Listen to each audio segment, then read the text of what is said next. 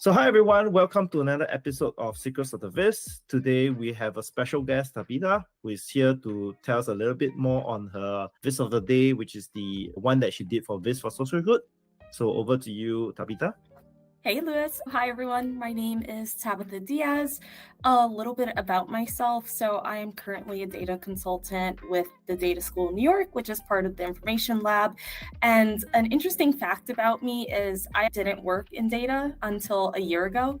I actually used to be a talent agent. So very different career. My degree is in theater, but I always liked math. And I think that this is the perfect combination, just being a consultant, kind of merging my love of data and numbers, but also working with people together to share information. Sounds really good. Well, it's quite a big career change you have done, like from HR and theater. No, it's actually insane. My career actually started in education, and middle school children were really mean. So kind of pivoted from that, and then everything with the pandemic happened, and I think the world went through this reckoning of what you actually care about and how you want to spend your time. And I stumbled onto data analytics and was fascinated with just data visualization as a whole. That sounds really nice.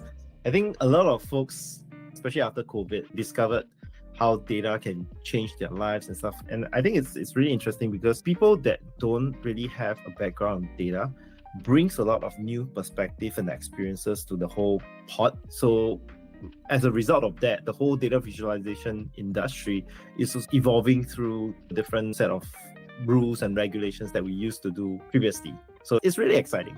No, I definitely see that, because I think the sky's the limit for all the things you could do in Tableau, but then combining different tools. And I think with the whole Viz Extensions coming out, that's really going to unlock a lot of power for individuals that couldn't break down these complicated sine, cosine curves that are in my chart. I am so excited about it. But a few weeks ago, I actually challenged myself. I was like, I'm going to finally learn to build a Sankey chart. Went through all the calculations, did all of that. I was like, yay, look, I could finally build one. I'll be able to do it if anyone asks me to do it. And then Viz Extensions came out, and then I just saw how easy it was going to be. And I'm glad I went through the process of just learning all of that. I think each of those charts, like when you're faced with a really complicated chart, it just teaches you so much about Tableau and so much about yourself as an analyst, because there are going to be moments where you're just so frustrated that something is not working out, and it's the smallest change. And when you find that, it just feels so rewarding. But it was very frustrating when I saw that. I was like, oh no. But for a good cause. For a good cause. Exactly. All right. So today we're going to talk through your Viz. All right. So this is amazing work. Just walk us through on how you actually created the design, your inspiration, and your process behind it. It's really funny because I always start my design process with just sketching out what I want the visualization to look like. I'm a person that has to sketch out anything I'm building, because otherwise I can be in Tableau for months working on one project. And the good thing about Viz for Social Good is you have that time frame, so you have to submit something by a specific deadline.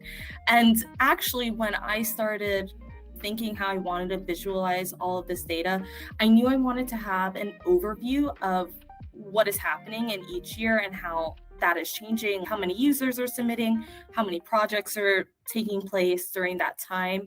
I think when you're trying to reach a large audience, the pretty charts are what's going to draw everyone in, and having that ability to explore the numbers draws the user in. I also, in my mind, all of us volunteers are the circle of what keeps Viz for Social Good up and running and getting other people involved in these really important initiatives. So I kind of wanted to lean into that. But yeah, so that's the thought process of how this came into this long, sprawling chart. And I'm always stuck. What fits on a screen is all the real estate we have. You know, this would make a really nice poster on the wall as well.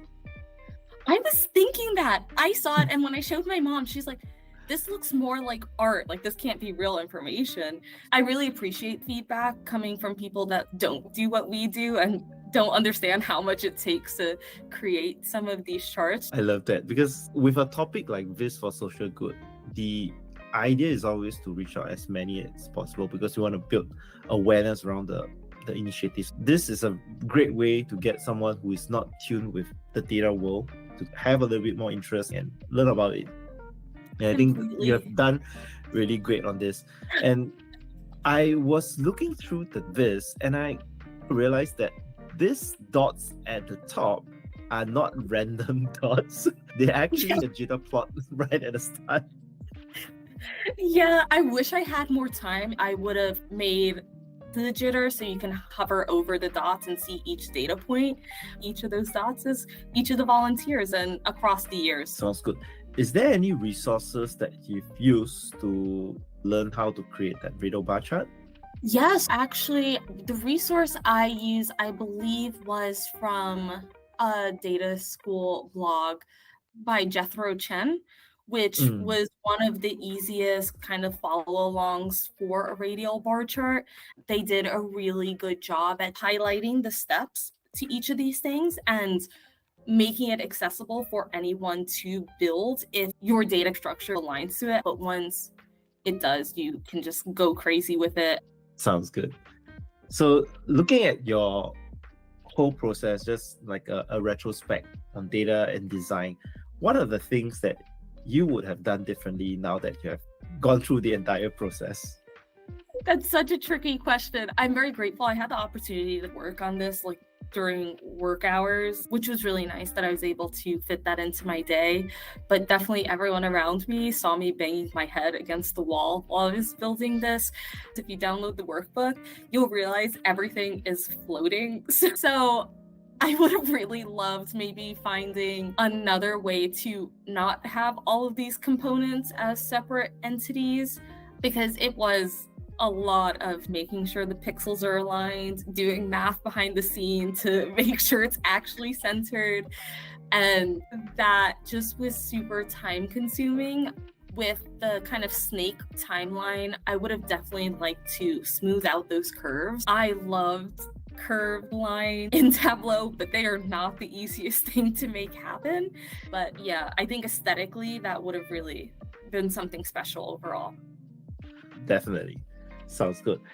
Is there anything that you are working on right now that you want to tease a little bit to the audience?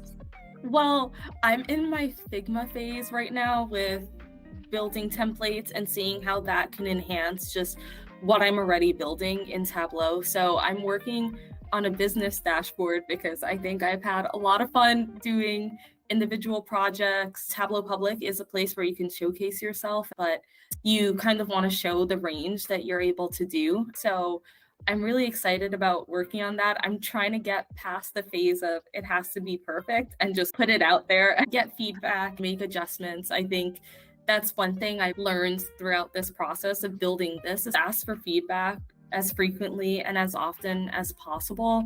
Everyone is super willing to help and be there for you. And as scary as it is, no one's going to say no and no one's going to tell you you're terrible. They're going to work with you to make it better. Yeah, I think that's the wonder of the datafam community in general. Everyone is so supportive of one another. Like you said, just put yourself out there and ask for feedback.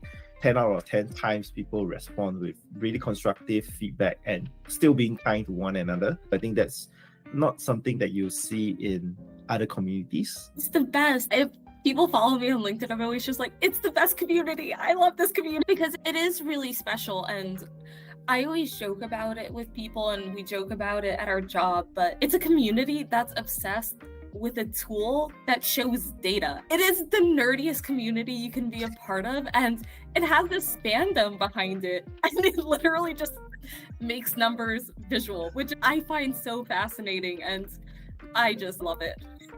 It is amazing. Have you been to Tableau conference yet? No, I am hoping I can make it next year. I'm excited that it's in San Diego again because I've never been. And everyone is like, go to San Diego, what is happening there? I just feel like I have to because I have met so many people just like on LinkedIn or Twitter or tug meetups from all around the world. And I think that's the only time I'd probably meet them in person unless I'm visiting specific places. Yeah, I've been to Tableau conference 2 times. It's addictive, the energy that people have there. Because most of the time when we are interacting on Twitter and LinkedIn, it's not as concrete as meeting them in person. I've met so many of the folks in datafam, and all of them are the same as what I envisioned them to be through my interactions with them. So it's really nice. You won't get any weird surprises. Everyone is as real as it gets, which I find that's really nice. Fingers crossed. Fingers crossed. Yeah, do submit a speaker session. It's a great experience. I did that last year, and yeah, it's really memorable.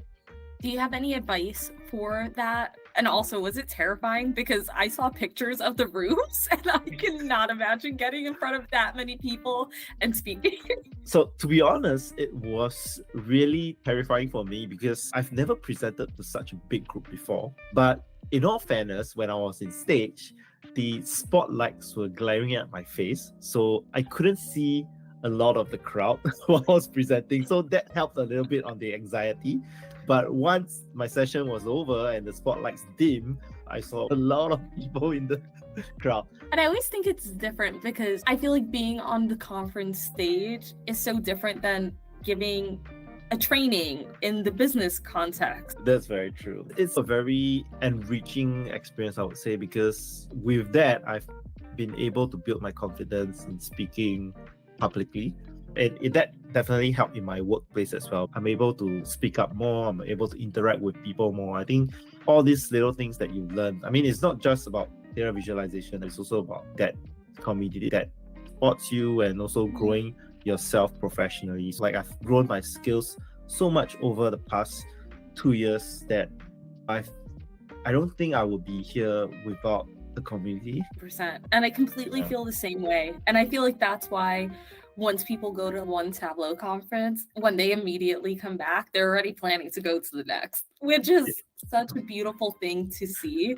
That, and I've known people that have went alone, not knowing anyone, and have had an absolute blast just being there and talk about how welcoming and open the community is, that you could just talk to whoever. There's really not a sense of ego amongst everyone, even though you go and you're seeing these people that you're following and absolutely fascinated about, and you just get to talk to them. So yeah, I will end up there somehow next year for sure. Sounds good. So thank you, Tabitha, for joining us today for an episode of Secrets of the Viz, sharing your design process and your pain points in your data and how you would do things differently. We'll probably see you do some form of curved line visualization somewhere down the line. Looking forward to that. Definitely. Thank you for joining us, and to everyone watching, hope you learned something new, and we will see you next week. Thank you. Thank you.